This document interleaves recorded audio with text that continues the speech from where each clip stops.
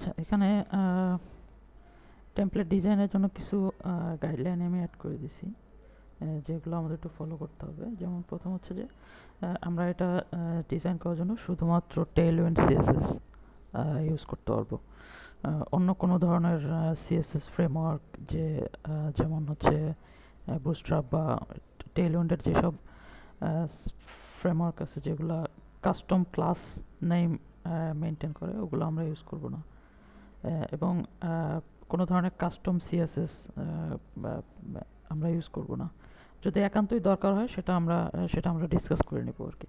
কিন্তু ওভারঅল ডিজাইনের ক্ষেত্রে আমরা ট্রাই করব একদম 0% কাস্টম সিএসএস ইউজ করার জন্য। তারপর জাভাস্ক্রিপ্ট ডিপেন্ডেন্সির ক্ষেত্রে আমাদের এই ধরনের যত স্লাইডার আছে, ইমেজ স্লাইডার বা অনেক ক্ষেত্রে আমাদের এই ধরনের যে ক্যারোসেল যেগুলো, এগুলোর জন্য আমরা সোয়াইপার জেএস লাইব্রেরিটা ইউজ করতে পারবো, যত ধরনের স্লাইডার আছে। তারপর হচ্ছে অ্যানিমেশন, কিছু কিছু অ্যানিমেশন আছে, যেমন প্রোডাক্ট অ্যানিমেশন এখানে একটা আছে যে হোভার করলে অন্য একটা ইমেজ দেখা যায়। তারপর হচ্ছে এখানে ইমেজগুলো একটু জুম ইন জুম আউট হচ্ছে। তো যত ধরনের আমার অ্যানিমেশন আছে সবগুলোর জন্য আমরা হচ্ছে অনলি সিএসএস অ্যানিমেশন, কোনো ধরনের জাভাস্ক্রিপ্ট ডিপেন্ডেন্সি আমরা রাখবো না অ্যানিমেশনের জন্য। 4 নাম্বার তো হচ্ছে যেটা বলছিলাম যে do not use daisy UI, যারা হচ্ছে কাস্টম সিএসএস ক্লাস ইউজ করে। তারপর হচ্ছে রেসপন্সিভনেসটা আমাদের লাগবে আর কি, ম্যান্ডেটরি রেসপন্সিভ, শুধুমাত্র আমাদের মোবাইল স্ক্রিনটা হলেই হবে। এই যে ট্যাবলেটটা আমাদের দরকার নাই। বাট টেইলউইন্ড সিএসএস ইউজ করলে আসলে এগুলো অটোমেটিক্যালি হয়ে যাওয়ার কথা। বাট আমরা হচ্ছে এক্সপ্লিসিটলি আমরা শুধু ডেস্কটপ এবং মোবাইল স্ক্রিনটা আমরা চেক করবো আর কি।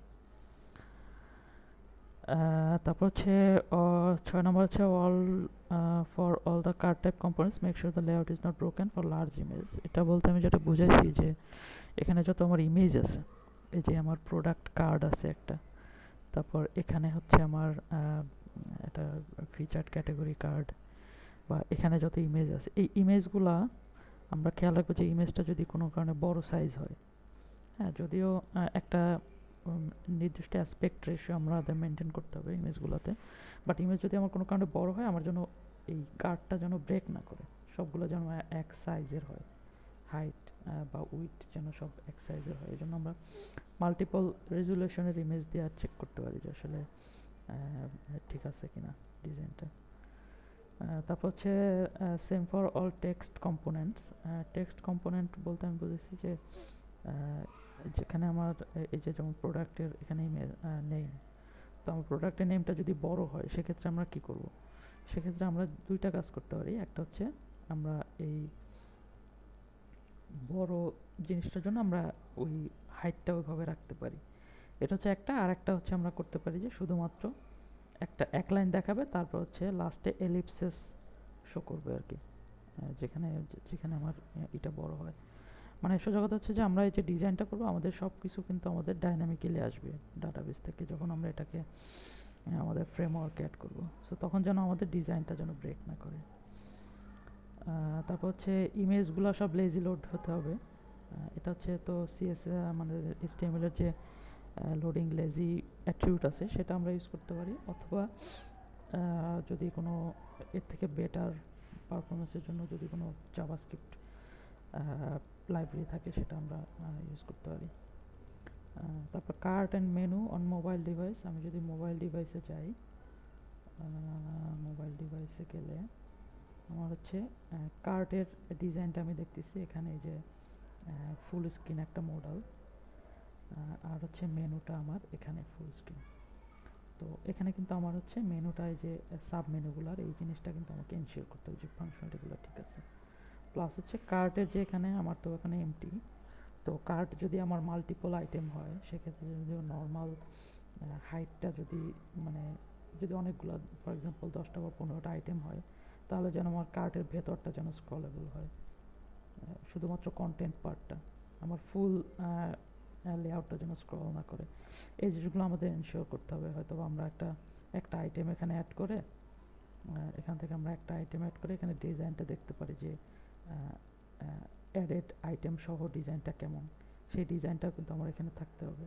এখানে যেহেতু এমটি সেহেতু এমটি স্ট্রিং আছে, বাট আমাদের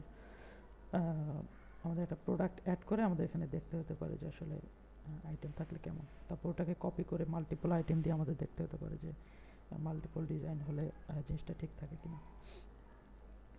সো তারপর হচ্ছে আচ্ছা, নেভিগেশন মেনু অন ডেস্কটপ।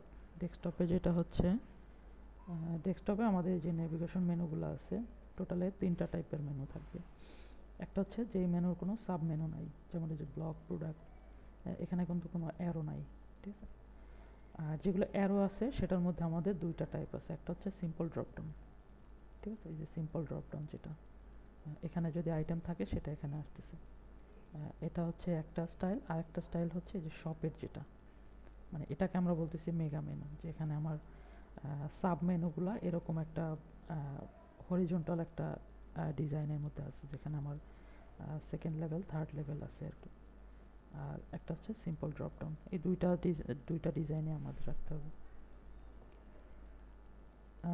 তারপর হচ্ছে যে স্ট্রাকচারের কোডিংস আছে, মানে এটা হচ্ছে যে টেইলউইন্ড আমরা ইউজ করলে নর্মালি এটা আমাদের ইজিলি পসিবল টেইলউইন্ড কনফিগ দিয়ে। মানে আমাদের আইডিয়াটা হচ্ছে যে আমাদের এই টেমপ্লেটটাতে যেমন প্রাইমারি কালারটা হচ্ছে এই যে অরেঞ্জ কালারটা। সো আমরা চাইলে যেন এই কালারটা আমরা খুব ইজিলি একটা সিঙ্গেল জায়গায় যেন আমরা এটা চেঞ্জ করতে পারি। ওই জায়গাটাতে চেঞ্জ হয়ে গেলে, চেঞ্জ করে দিলে আমার পুরো টেমপ্লেটের ডিজাইনটা চেঞ্জ হতে হবে, মানে আমাদের কনফিগারেশনটা ইজি হওয়ার জন্য। ঠিক আছে, এইগুলাই। আর হচ্ছে মানে ওভারঅল আমাদের আইডিয়াটা হচ্ছে যে আমরা যত এক্সটার্নাল ডিপেন্ডেন্সি আমাদের কম থাকে, জাভাস্ক্রিপ্টে যেমন সোয়াইপার জেএসটা আমাদের লাগবে, আর হচ্ছে বাকি সব সিএসএস বা সিএসএস জন্য টেইলউইন্ড এবং অ্যানিমেশনের জন্য সিএসএস, অনলি সিএসএস। সো এটা আমাদেরকে এনশিওর করতে হবে যেন আমাদের এক্সটার্নাল ডিপেন্ডেন্সি খুব কম থাকে বা একদম জিরো।